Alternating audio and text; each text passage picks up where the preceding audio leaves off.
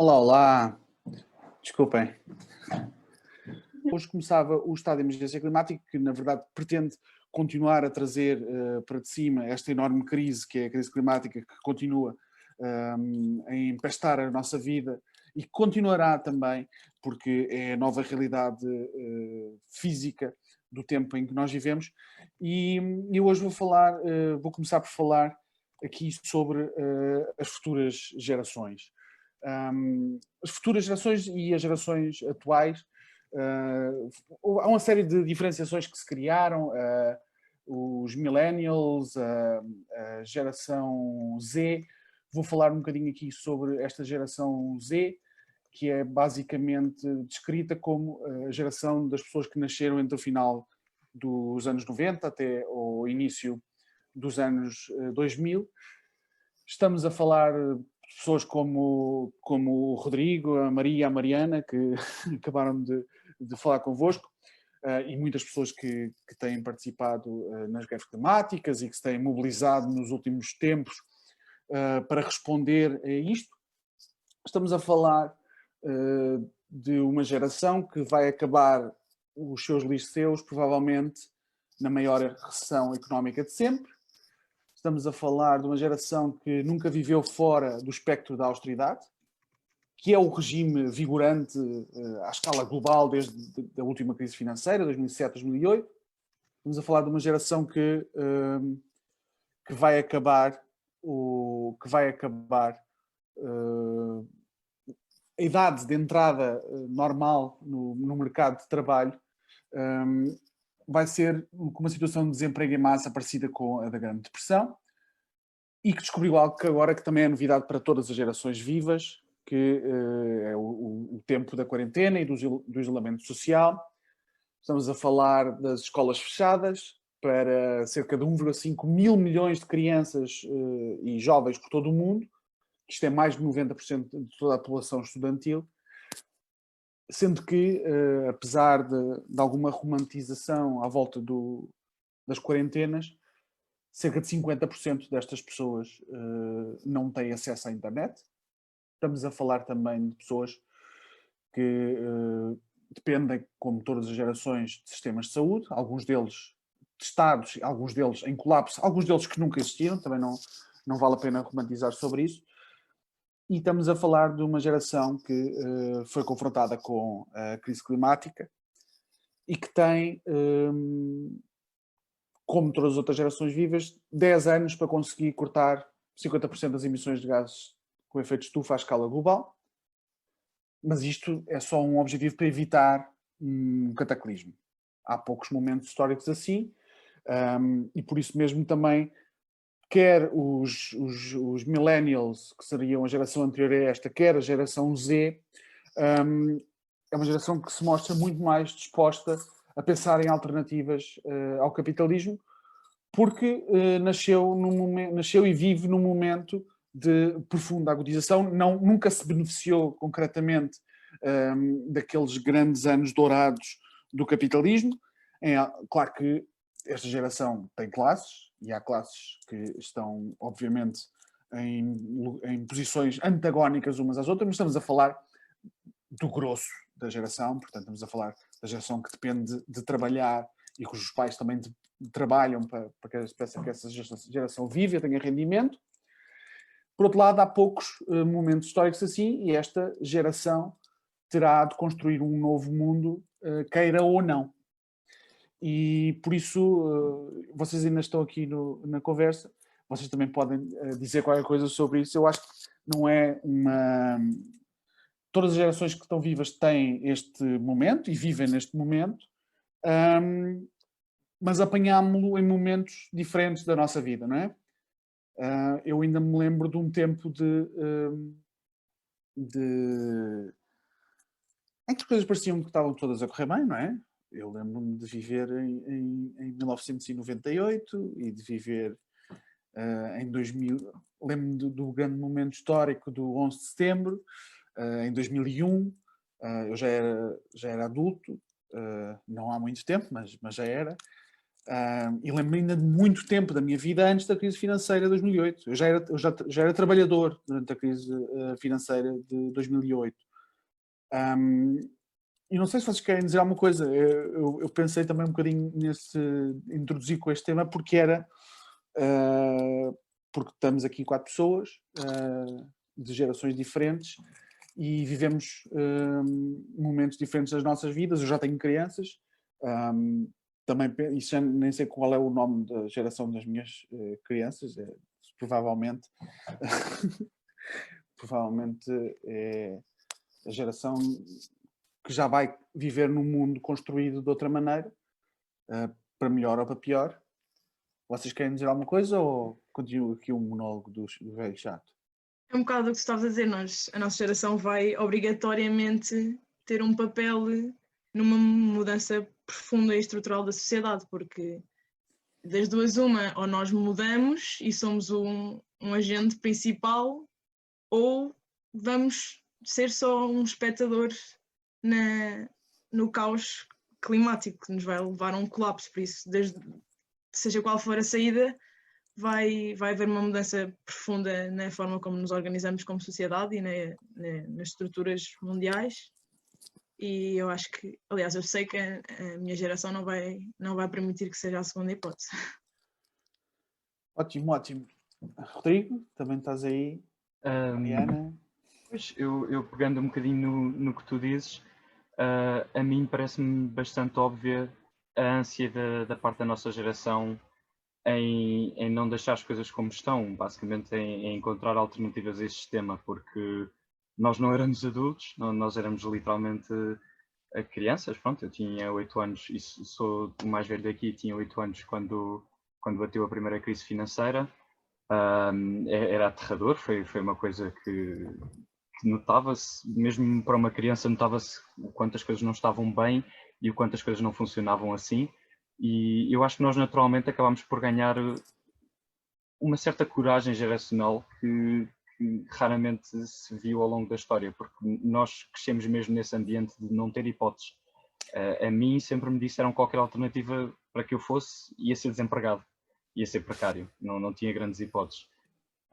Portanto, cultivar realmente alternativas a nós nunca nos bastou e especialmente depois de tornarmos uma geração que as alterações climáticas não eram uma novidade, era um facto constante, fez com que mudar não é uma alternativa, é a única hipótese, de termos uma vida condigna e de um dia termos filhos e filhas como tu e essa geração conseguir realmente ter alguma coisa que não só um caos ainda pior do que o que nós vivemos e estamos a viver.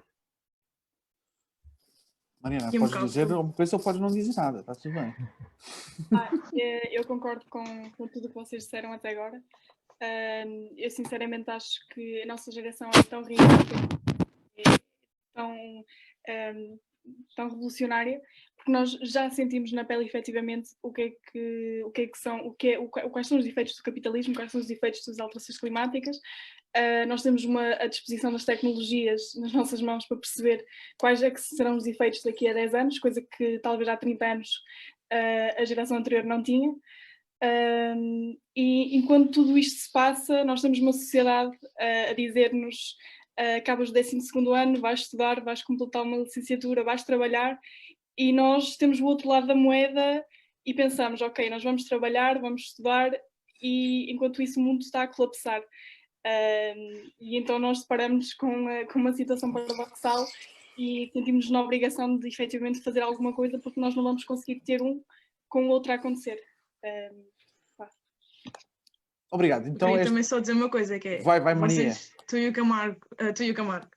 e o Rodrigo estavam a falar, referiram a crise de 2008 e é um bocado interessante pensar que, interessante num péssimo sentido, claro, a crise de 2008 é uma crise supostamente que só se vive assim num século, como foi a crise de 29, mas a verdade é que, como o Rodrigo estava a dizer, ele é de 2000 e é o mais velho de nós os três e nós estamos a caminhar para a segunda crise de um século. Isto mostra mesmo o quão frágil na verdade é todo o sistema capitalista em que nós vivemos. Parece uma superestrutura, mas na verdade ao mínimo deslize cai tudo e e normalmente cai sempre em cima das pessoas e nós não podemos mesmo deixar que isso aconteça, e é por isso que está esta imagem aqui. É isso mesmo. É isso mesmo. A crise climática é a nova realidade de todas as gerações que hoje estão vivas, mas o seu desfecho não é algo que esteja escrito nas estrelas, sendo que a única maneira de contrariar as dinâmicas que hoje estamos a ver e que se acentuam com a crise do coronavírus é, de facto, a partir da mobilização do programa político para responder a estes desafios, a outros também que já existiam e que se sobrepõem à crise climática e cuja crise climática também agrava. Sendo que há uma questão importante, e também é por isso que este momento é peculiar. Teoricamente, a vossa geração, mas também um pouco as gerações anteriores, teriam mais acesso ou maior utilização de comunicação, embora isto às vezes seja um bocadinho exagerada a importância que se dá a isso, porque esse aumento de acesso à informação também traz bastantes problemas. Não estamos a falar só de boa informação, também há muita má informação que aí passa, já havia antes, mas agora ainda de forma mais volumosa, as fake news, mas também outras coisas, a redução da profundidade, a imediatez da comunicação, e por isso também é importante continuarmos a criar espaços de aprofundar conhecimento, sendo que, naturalmente, viver na pele estes momentos significa também uma nova dialética com a realidade, que é aquela que temos que viver e é aquela que temos que resolver neste momento. Agora, entrando um bocadinho mais nas questões técnicas do costume, mais um bocadinho menos sociais, a bacia do Permiano, no Texas Ocidental e no Novo México, que é uma das maiores áreas de produção de petróleo e gás do mundo, tem um nível de perdas de metano diretamente para a atmosfera que já estava registada há muitos anos. Nós no Climáximo vimos denunciando isto há muito tempo, também a própria falácia do gás como um mecanismo, um combustível de transição, a própria Galp, de que vocês já falaram aqui hoje e que temos falado nos últimos tempos, anuncia como estratégia de combate às alterações climáticas a utilização de gás natural, que na verdade é uma combinação de metano com outros gases, todos eles fósseis, obviamente, tanto o gás é tão natural como o petróleo, e foi aqui, nesta bacia do Permiano, que o Obama e depois o Trump, primeiro sob o Obama, depois sob o Trump, foram abertos dezenas de milhares de poços para exploração de petróleo e gás, e houve uma aceleração de produção muito rápida e desregulamentada, chamada Revolução do Fracking, que levou primeiro a um atropelamento, porque também não se sabia bem, porque o gás tem um enorme inconveniente, e como é invisível, torna-se fácil a produção de uma narrativa de que não existe, não é? E, portanto, como não era visível o nível de perdas a olho nu, apenas com métodos especiais de avaliação, foi-se massificando sem qualquer controle. E primeiro houve um atropelamento porque não se conhecia bem, depois houve a criação de algumas regras, ainda do tempo do Obama, mas depois com o Trump foi o desmantelamento destas regras, e isso levou a uma libertação massiva de gás para a atmosfera, que aliás é indicado como um dos principais fatores para explicar o aumento de temperatura tão radical que aconteceu na última década, isto é, o boom do fracking, primeiro sob o Obama, depois a sua continuação sob o Trump, são provavelmente a melhor explicação para um aumento tão acelerado da temperatura na última década. Aliás, A Mariana estava a falar sobre 2019 provavelmente suplantar o ano mais quente de sempre, mas já há dados também sobre 2020 e falarei sobre isso um bocadinho mais à frente. Mas estima-se que 3,7% da produção de gás é perdido diretamente para a atmosfera. É um novo estudo que saiu, há 2 dias, que é de vários autores de várias nacionalidades, que é uma quantificação das emissões de metano da maior bacia de produção de petróleo e gás, que é exatamente esta bacia do Permian, nos Estados Unidos. E uma perda de 3,7% de todo o produto, em todas as fases da produção, desde a extração, o transporte, armazenamento e depois a conversão quando estamos a falar de gás, a conversão em líquido para ser transportado através do oceano e depois a regasificação nos portos. Isto seria totalmente impossível em qualquer indústria que não fosse uma indústria que depende totalmente e estruturalmente de apoio público e de incentivos do Estado. E, portanto, a cooptação do poder político pela indústria petrolífera é a principal explicação para o travar da transição energética. E isso vê-se ainda hoje, porque quando começou a crise do coronavírus, quando houve uma redução drástica da procura de combustíveis fósseis, e hoje vemos como o petróleo, por exemplo, teve já em preços negativos a venda dos futuros do WTI para maio, mas também os preços para futuros de junho também estão em queda. Neste caso, o que aconteceu foi, e ainda agravou mais a crise do preço, como estas empresas têm uma fé bastante clara de que o Trump e a administração de Trump vai garantir-lhes a sua sobrevivência, continuaram a produzir até esgotar todos os locais de deposição de petróleo e gás. E isso significa, literalmente, mais um processo insano. E neste momento o que estamos a contemplar mesmo é a possibilidade de haver um resgate público massivo, provavelmente à escala daquele resgate que existiu para a indústria financeira. Aliás, não é de desprezar a possibilidade de haver um resgate simultâneo da indústria financeira e da indústria do gás, por causa exatamente deste colapso do preço do petróleo. Isto é, governos a resgatar uma indústria que tem de ser desmantelada e, simultaneamente, a ter que resgatar os investidores privados, que são, em boa medida, que são uma parte, obviamente, hedge funds e fundos privados, mas, por outro lado, os grandes bancos, que também já falámos disso aqui nestes estados de emergência,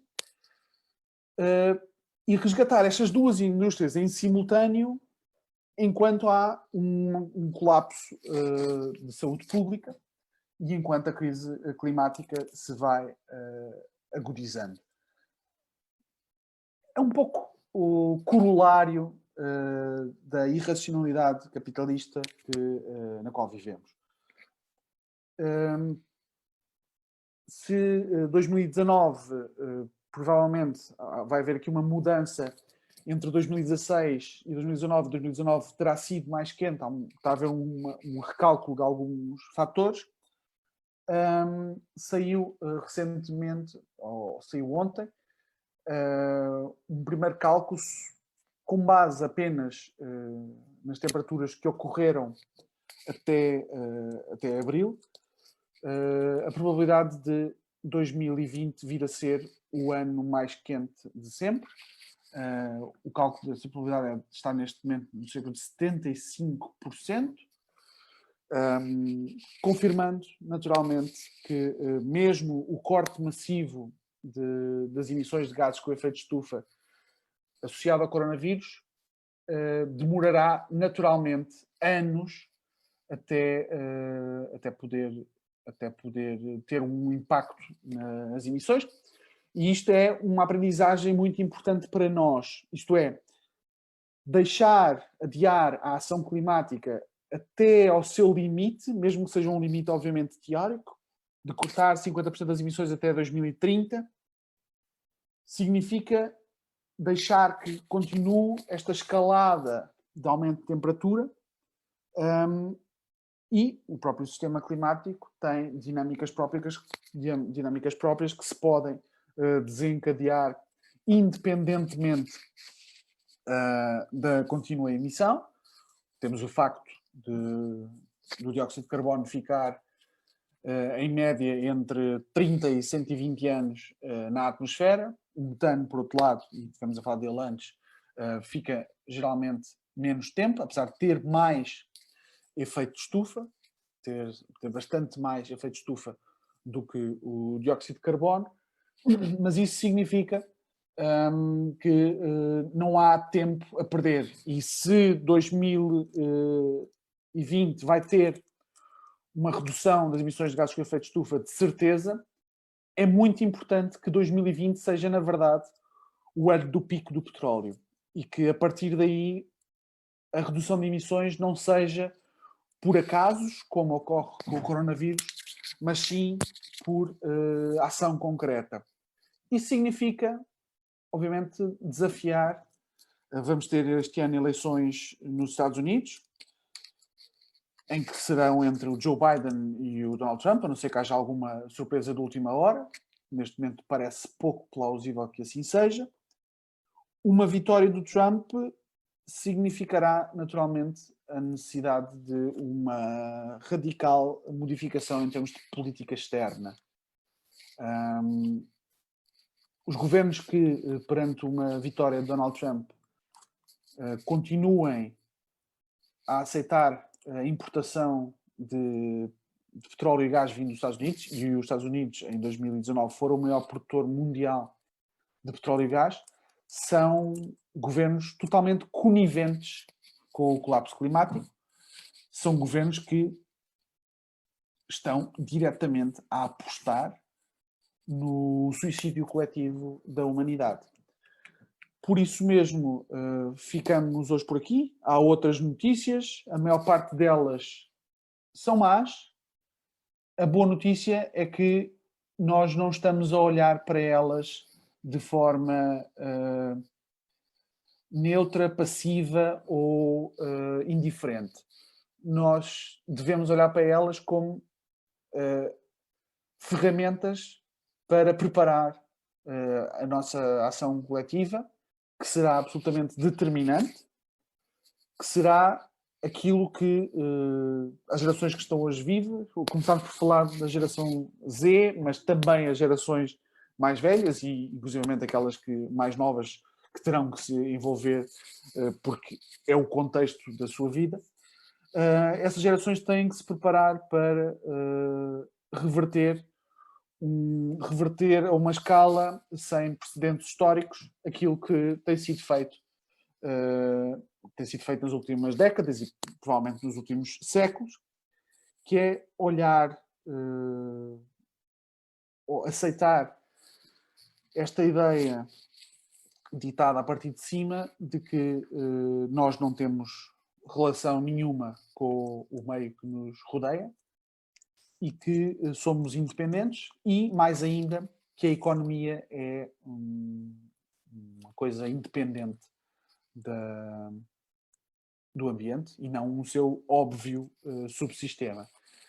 E contra essas formas de alienação, que são aquelas que têm permitido políticas e uma economia totalmente destrutiva de pessoas e de ambiente, é que precisamos de continuar a trabalhar e continuar a produzir informação imprescindível para construir mobilização, construir programa político, construir uma saída para as crises todas em que nós vivemos em conjunto e como vivemos em conjunto, só em conjunto é que as resolveremos. Ao contrário das ideias de que nós somos uma espécie individual e de que não há sociedade, nós somos, por definição, uma espécie totalmente dependente da cooperação. Só a cooperação é que nos permitiu avançar em inúmeros contextos, em muitas crises diferentes, enquanto espécie, dos últimos 300 mil anos, a maior parte das quais nós nem nunca sabemos, nem nunca vamos saber que existiram, mas a verdade é que vivemos em conjunto, somos uma comunidade, temos de voltar a construir essa comunidade e isso significa também construir informação e construir uma cultura de informação e de credibilidade entre nós para podermos pensar e saber pensar conjuntamente e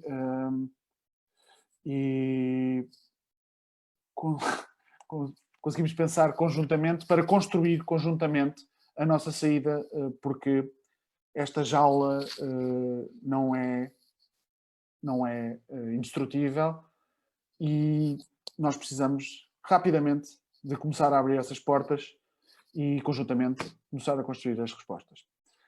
Este foi mais um estado de emergência climático, hoje um bocadinho mais improvisado, e por isso mesmo disse demasiados ans. Olhem. Mal. Vocês podem continuar a seguir-nos através do Facebook, do Instagram, do Twitter, do Spotify e vemo-nos em breve. Até já.